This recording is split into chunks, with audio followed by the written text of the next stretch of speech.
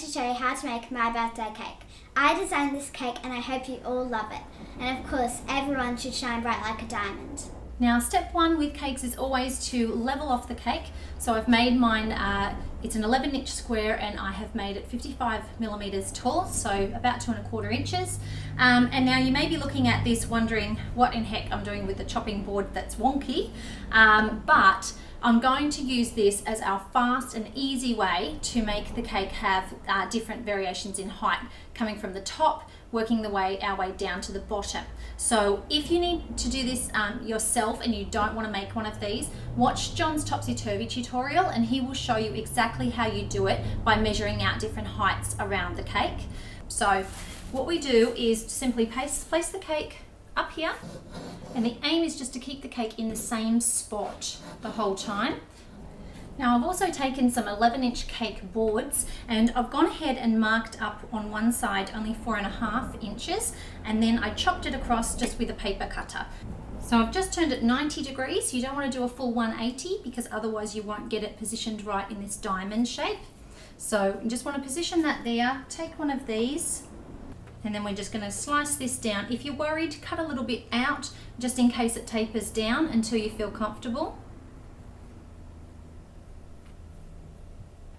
And now we're just going to fill the layers and ganache it just like we would any other cake. It's no different just because of this shape.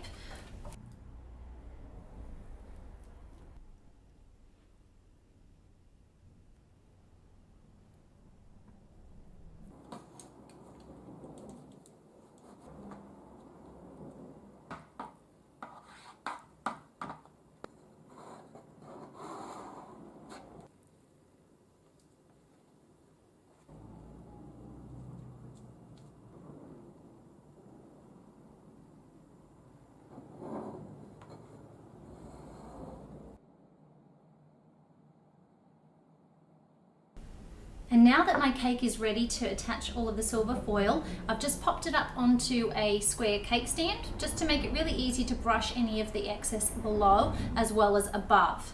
Now chocolate ganache, if it's still a bit sticky, it can just naturally attach to the foil and you don't need to add anything.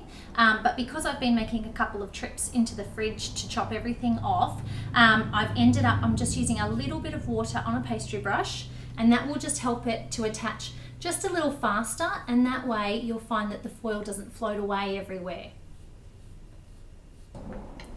Then all we do is take our little sheet,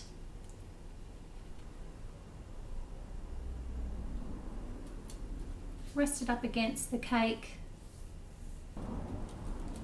and just slowly take that away, and you can pat it down with a blush brush or any soft paint brush.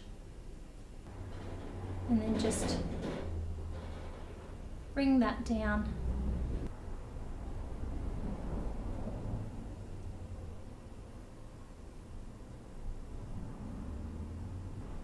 And I just love how absolutely metallic this comes out.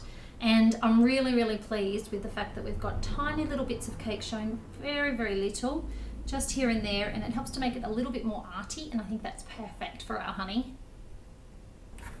Now I'm placing this cake onto a black cake board. It's a 12-inch by 18-inch, and I'm going to set it off just to the side a touch so that I can add some writing. And this is where being taller would be great.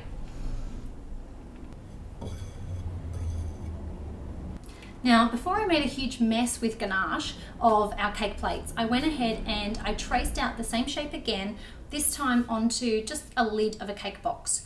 I always have the lids that I chop off because my cakes are too tall to put the lid back on the box. So I just used what I had, and it's a really great thickness for this. So I've gone ahead and I've marked a center line, and I've also marked from this point over to here.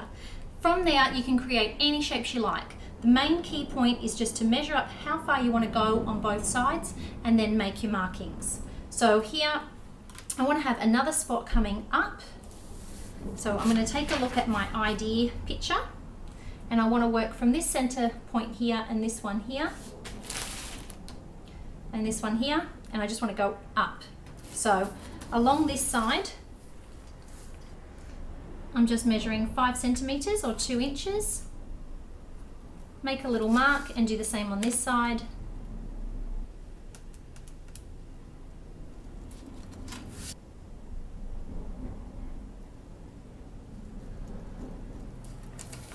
And then the same at the bottom. You can make again your lines anywhere that you like to.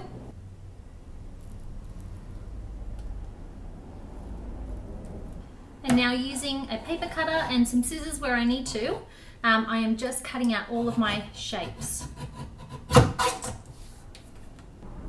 Just make sure that it doesn't move at all.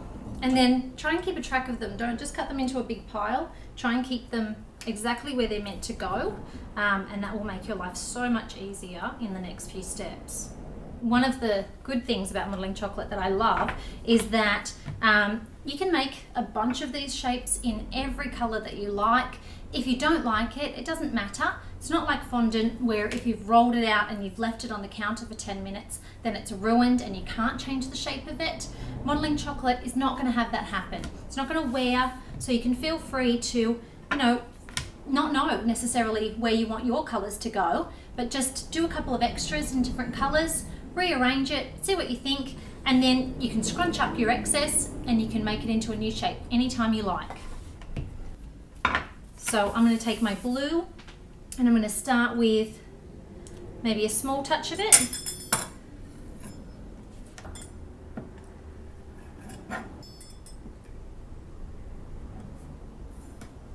It also doesn't stretch as much as fondant. It does a little bit, so you might need to do one extra trim on one side, but it does tend to hold its shape really, really well.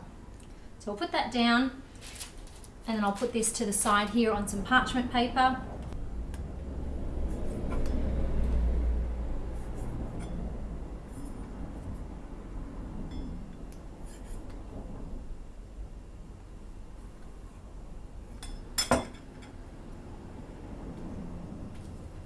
Now that I've got all of my pieces cut out, I popped them into the fridge for about 2 or 3 minutes, just so that the modeling chocolate will set a little bit harder to work with and to hold them. So you may notice that there's a fair bit of black, and that's okay because half of them are going to have the silver foil put on top. And I'm going to start by applying our silver foil and also some sanding sugar. So I'm choosing to do the black and the hot pink with the sanding sugar just to give it some really nice texture. So starting with the pink, I'm just going to grab our pieces and I just want to take a little bit of water and just give a really nice coating. And then I'm just taking my pink sanding sugar and sprinkling it over the top. It's really, really easy. And you just want to go ahead and do this with the pink and your black.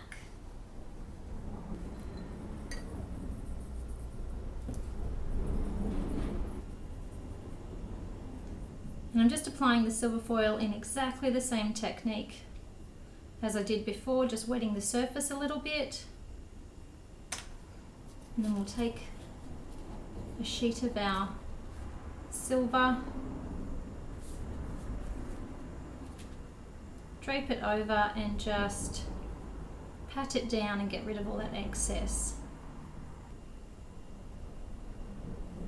Now that we're going to start using the luster dusts for the remaining colours, I've tried to pick a colour that's really similar in a luster to the colour that I made in the modelling chocolate. I'm also using a pair of gloves, food safe gloves, mainly because one, this is really hard to get back off your hands, and also the heat of your hands will warm up the chocolate. So as you're rubbing it with a glove on instead, I find that you can do it for a little bit longer.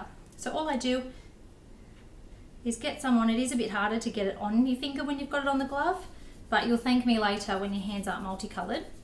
And you just rub it. Okay, switching colors.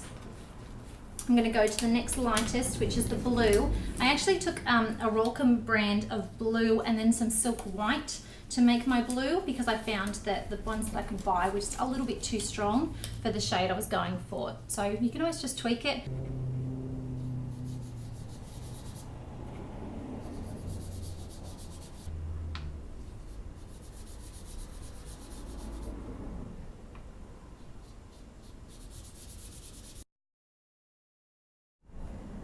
So I've gotten out my trusty pastry brush and I'm just going to carefully go over, especially where the foil is, be really gentle. So I'm going to start with our little end pieces. So just Try not to touch the silver foil, unlike me.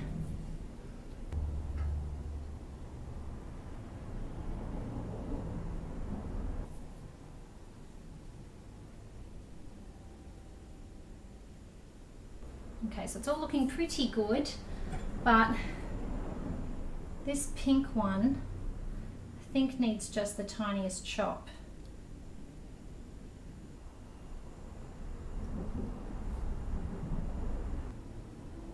Place that in there.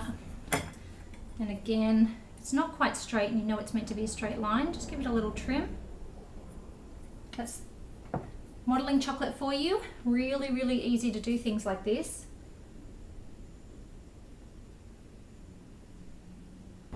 And to give this the finishing touch, I'm just going to do some piping onto the board.